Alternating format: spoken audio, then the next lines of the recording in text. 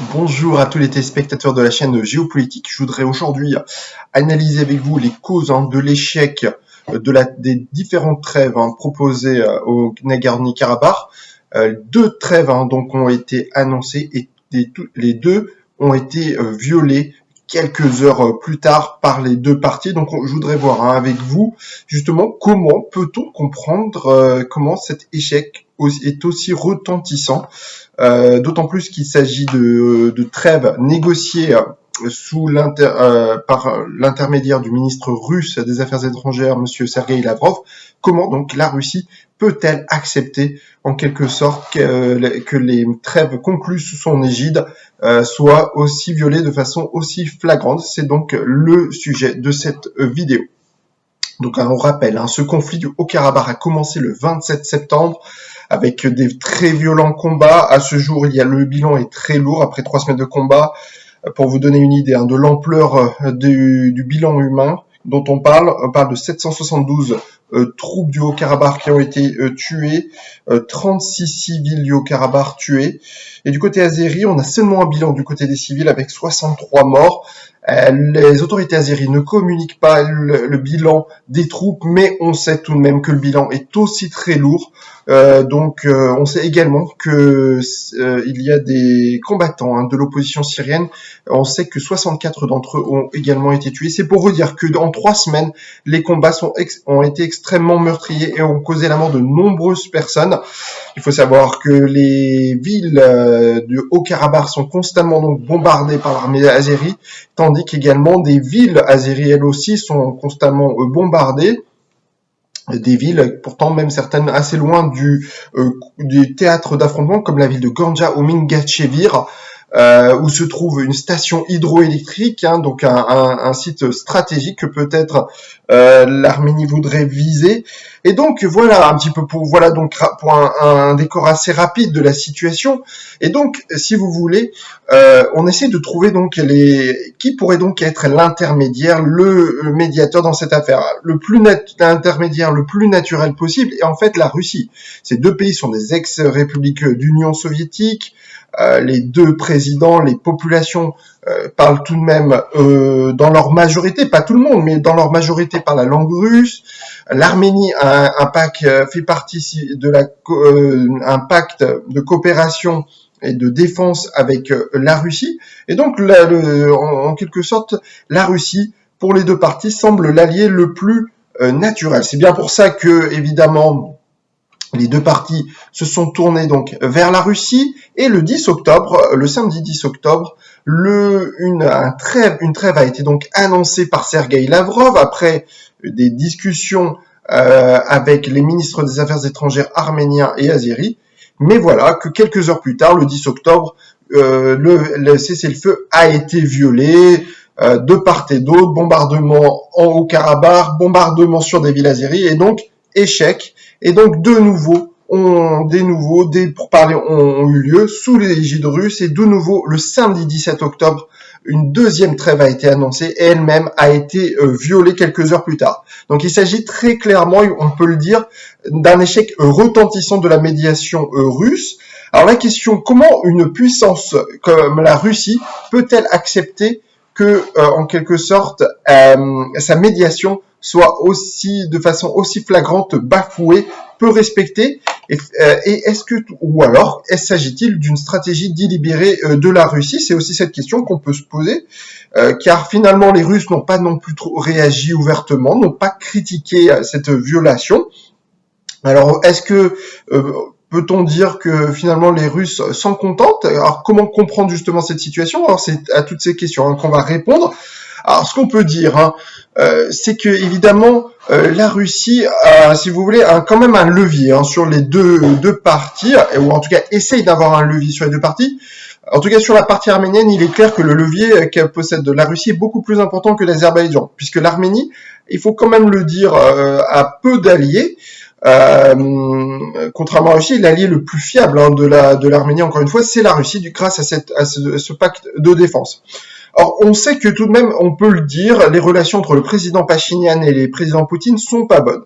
tout simplement par le fait qu'en fait, Monsieur Pachinian est issu d'une révolution populaire, d'une contestation en Arménie, et que en 2018, et que donc cette contestation l'a conduit au pouvoir par les urnes.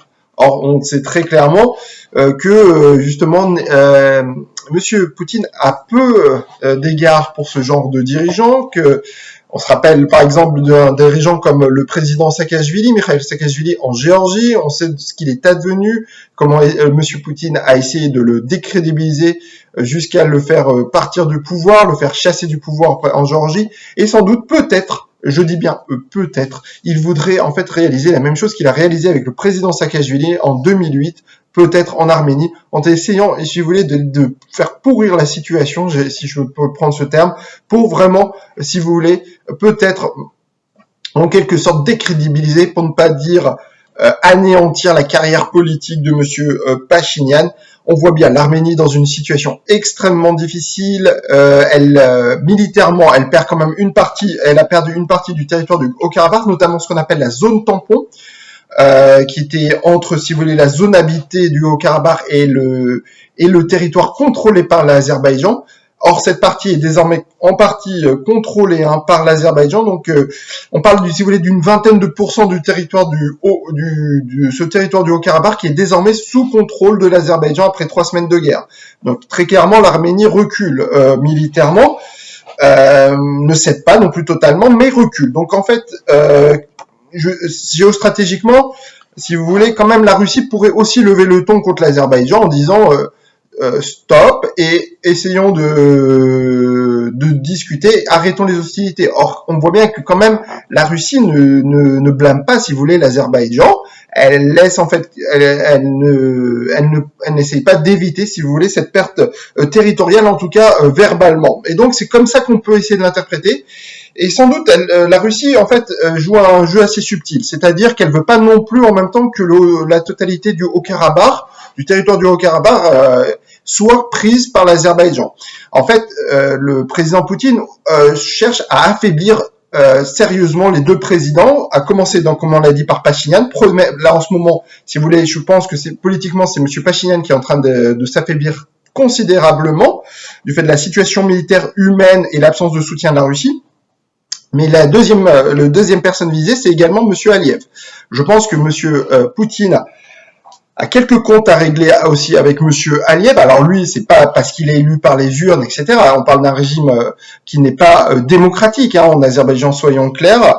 La famille Aliyev est en pouvoir depuis la fin des années 60 en Azerbaïdjan, avec le père, qui Eldar Aliyev, qui est décédé en 2003 et dont le fils Ilham Aliyev a pris le relais en 2003. Donc voilà, on parle d'une famille au pouvoir depuis la fin des années 60, donc pas du tout de régime démocratique.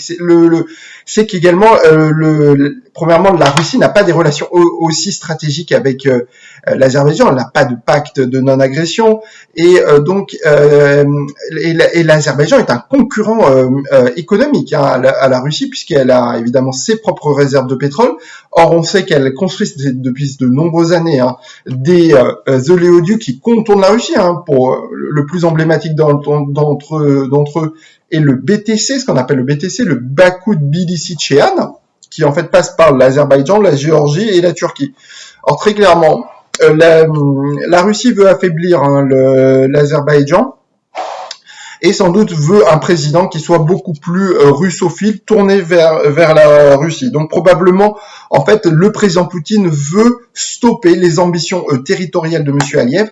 En quelque sorte, il est très probable qu'en fait, la Russie empêche l'Azerbaïdjan militairement de conquérir par force l'entièreté du territoire du Haut-Karabakh, pour justement affaiblir Monsieur Aliyev, qui devant son peuple annonce qu'il va conquérir de force. Or, ceci pourrait probablement ne pas avoir lieu, et donc si ceci n'a pas lieu, il faut le dire très clairement, ceci va également affaiblir politiquement Monsieur Aliyev devant non pas son opinion publique, mais puisqu'on parle pas d'un régime démocratique, mais devant devant les Azéris, devant le peuple azéri, qui ne vont pas sans doute comprendre pourquoi a-t-on sacrifié tant de personnes pour ne pas conquérir l'entièreté du territoire du Haut-Karabakh. Le traumatisme de la défaite de 1994 est toujours là, et en réalité le peuple azéri attend, si vous voulez, si j'ose dire ce terme qui est pas très beau, mais attend la revanche. Or, si M. Aliyev doit annoncer à son peuple qu'il ne peut pas conquérir le territoire, et il les laisse déjà entendre, si vous voulez, puisqu'il parle déjà de négociations de paix avec la Russie. D'ailleurs, on attend il y a des rumeurs que M. Aliyev et également le président Pachinian, le président arménien, doivent se rendre dans les prochains jours à Moscou. Or, très clairement, s'il y a des discussions à ce niveau, c'est que des négociations et des concessions devront être faites par les deux parties. Donc probablement cela signifie que l'Azerbaïdjan ne va pas pouvoir conquérir l'entièreté du Haut-Karabakh et donc va devoir en fait geler les positions qu'elle a conquises. Or ceci va passer encore une fois très mal auprès de l'opinion azérie, et c'est sans doute le calcul cherché par la Russie, encore une fois discréditer, pour ne pas dire jeter en pâture les deux dirigeants devant leur peuple, à savoir président Pachinian et Aliyev. On va suivre ce qui se passe dans cette région, mais il semblerait que la Russie veuille arriver à ses fins en se débarrassant de ces deux présidents qui les agacent tant, Pachinian et Aliyev.